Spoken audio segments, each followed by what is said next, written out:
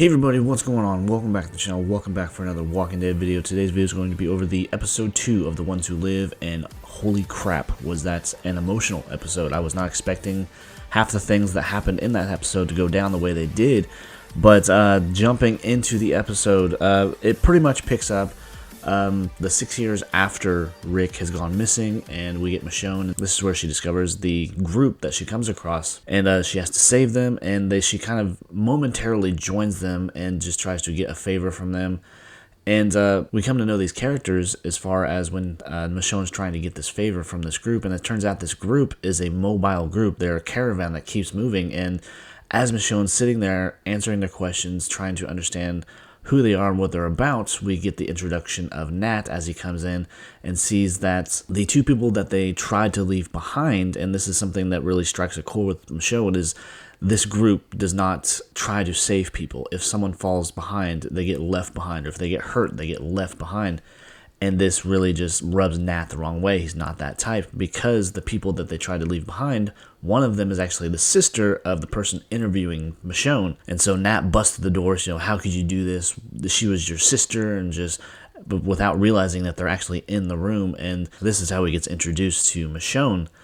And right then and there, she's got his respect. She sees that she doesn't leave people behind, and she goes on to say as much as they get to know each other. And so Michonne, all she's asking for is a horse, and Nat says, well, you've got it. Or Nat is kind of introduced as kind of a focal point, or kind of an intricate part of this community, because he is the builder. He can build defenses, he can build weapons, and he just knows how to build. He's that type of person. And so he gets Michonne the horse that she wants, and she goes off, and this is where she encounters that giant horde that she shoots the rocket into, because she gets these rockets from Nat. And there's an instance where after she lets off this first rocket, we see that one walker from the trailers make his way to the forefront of that horde, and he's the one with all the gas cans strapped to him, and he's already since been on fire and blows up. His head actually flies off and hits Michonne, knocks her off the horse. And this is where the group that she had just come in contact with comes back to lend her a hand and get her out of the situation, because they all realize that they are not the types to leave people behind either. And so there's this small faction of people that have left this group to join her, and this is how Michonne goes on her journey. And as far as the emotional parts of this episode, I mean, we get introduced to these characters, or in some cases reintroduced to the couple, and then we get introduced to Nat. I thought they would at least be around for maybe a couple of episodes, but they are not wasting any time with this series, just like in the last episode where they kill Okafor just out of nowhere. I thought he would be the type that would be around for at least a few episodes. As we got to know him, I started to like him, and then just out of nowhere he gets killed. And it all connects to Nat and this couple. But as they are making their way, they're going through a part of the city, and this is where they're getting close to Philadelphia, to the home base of the CRM, and we see them getting bombed with this gas, and it turns out this gas is chlorine gas. It's something that burns up your lungs and burns up your throat, and unfortunately, pretty much all of this group is gone by this point, and Nat, the couple, and Michonne make their way into this building, which I kind of talked about in one of my videos before, kind of breaking down the trailer, where it really looks like a department store, and that's what it ends up being. It's like this little department store. It's got this bed that they make their way to. It's got clothes, and it looks pretty much untouched for the most part. But unfortunately, the couple does not make it. Their lung damage and everything is too extensive, and unfortunately, the woman and the man both pass as Michonne makes a run, because she remembers seeing a medical supply type store, and she comes back with oxygen cans, and comes back, finds the woman dead, strapped to the bed, and then the man has also since passed, and he's got Nat cornered behind this cabinet, or behind this glass display case, where he has lit the top of it on fire trying to protect himself.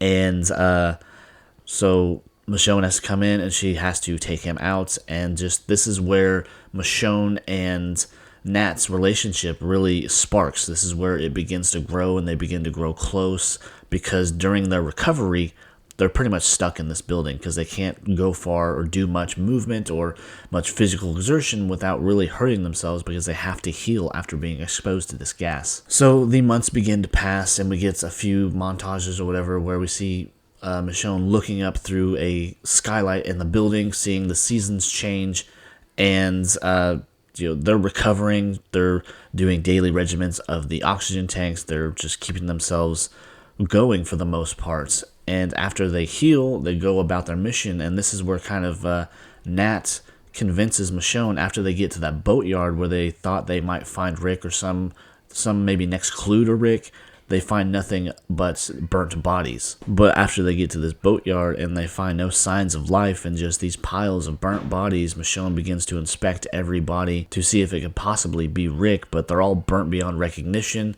And one thing that they realize too is that pretty much all of these bodies don't have shoes, and this is where it kind of leads Nat to deduct that maybe those shoes ended up on the boat for a reason, because Rick has since been killed and he's within these piles of bodies. But Michonne just refuses to believe that, but they kind of come to a compromise where Nat really tries to appeal to the mother and Michonne, saying that you need to go home. You can still believe that Rick is out there and he's fine, but the possibility of it actually being true is very slim. So they kind of come to the compromise, and Michonne agrees reluctantly that she's going to return home to Alexandria and she's going to take Nat with her.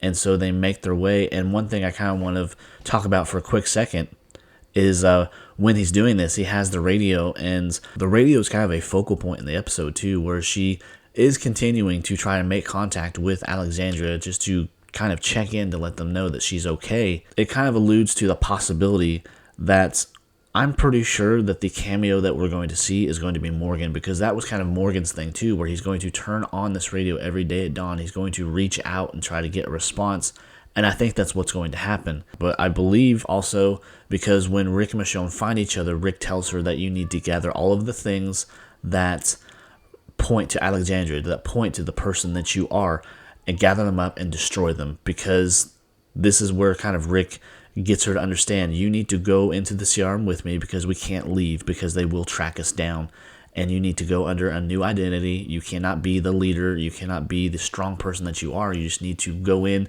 as an average person and try to gain citizenship and go through what you need to, just like he did. And while they're doing this, of course, because Rick hit that distress button on his belt, we have more CRM soldiers show up. And this is that scene where we see Michonne smiling as her hair is blowing back out of her face. And this is because it's a couple of other CRM helicopters coming in for a landing because Rick hit that distress button. So she goes into the CRM under a new identity, much like I kind of predicted. But it also was due to a comment on one of my other videos, kind of spoiled, which was kind of a dick move. But they go into the CRM. She goes through the processing. She goes to these interviews, and it's all recorded, and she's being interviewed by a panel of different people. And this kind of comes back to bite them in the ass towards the end of the episode, because we get the reemergence of a familiar face from The Walking Dead, who we all knew was going to be in this due to trailers and just common sense. But Jadis breaks into Rick's apartment because she views the interview tape, and she knows immediately who this is, even though she's coming in under this new identity. That she breaks into his apartment. She says, what are you doing?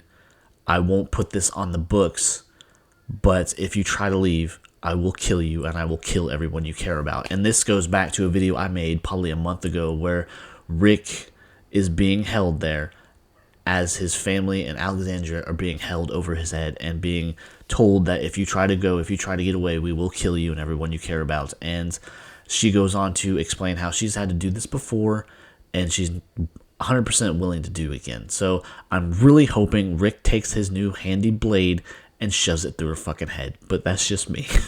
So anyways, that is kind of the quick little breakdown. It was another great episode, and just they are not holding back with these. Having Denai and Andy's input in the creative process and the writing and everything really goes to show that they know these characters, they own these characters, and they're going to do everything they can to make it a hell of a show, and it has been a hell of a show. I am so excited for these next 4 episodes, but I'm still nervous because of the amount of episodes and where they're going to take it. But with Rick and Michonne reunited, even though Jadis knows, they're still going to concoct a plan to get out and make their way back home. And I really think the only way to do it at this point, because with Okafor dead, and I think he was probably one of the only other people that knew of Michonne and knew of Alexandria, that it's going to come down to Jadis is just going to have to die. And that's really the only way they're going to get out. And if they don't take it that way, I think it would be weird and it wouldn't work out. But I think that it's definitely have to go that way. But all in all, again, great episode. I'm really enjoying seeing these people back on screen and the possibilities, I think. But I have to say, seeing that couple die, seeing Nat die, that was what made the episode emotional. I was not expecting these characters to die, and it was definitely a shocker, and especially the way that Nat died, being shot from behind from one of the downed soldiers. It was definitely an emotional roller coaster for the episode, and I think that's what I like so much about this series so far, is even though that the episodes are, they're a little over the 40-some minute mark, but they're able to pack a lot of story into these episodes, and that's kind of the one thing that gives me a little bit of hope that they will be able to tell the stories within just these 6 episodes. And whether or not they continue this series or they take the rumored crossover series and pull Rick and Michonne into that world to where we can get everyone back home and together, that's another thing. But that would probably be the only explanation for why they're not going and saying we're going to do a season 2 of this, but we're just going to pull them into another series, and that will bring everyone back together. I mean, that could be another 2 or 3 years from now, but I'm hoping that we get some kind of conclusion and resolution to their story and to the Alexandria group story, that we get them all back home and together, whether it be in a season 2 of this or with a new crossover series, or maybe them crossing over into one of the other spin-offs. There's always that possibility. But again, I was totally just glued to my screen with this episode, and I'm sure I will be with all the other episodes, but it's just been a hell of a ride so far, and we're only 2 episodes in. So that's just really awesome, and that they're able to do this, and that they're able to make it so appealing and really have that ability to draw you in. But anyways, that is my review for episode number 2, titled Gone. I'm so excited for the next episode. I think that excitement is just going to be building up week after week, and I've said this before in other videos, the hardest part is waiting for the weeks to go by to get to Sunday, and just, that's insane. But if you enjoyed the video, if you enjoyed the review, please be sure to leave a like, leave a comment, and of course subscribe to the channel. It would mean a lot to me. Help me make that push to 1,000 subscribers this year. And until next time, guys, take care. Bye.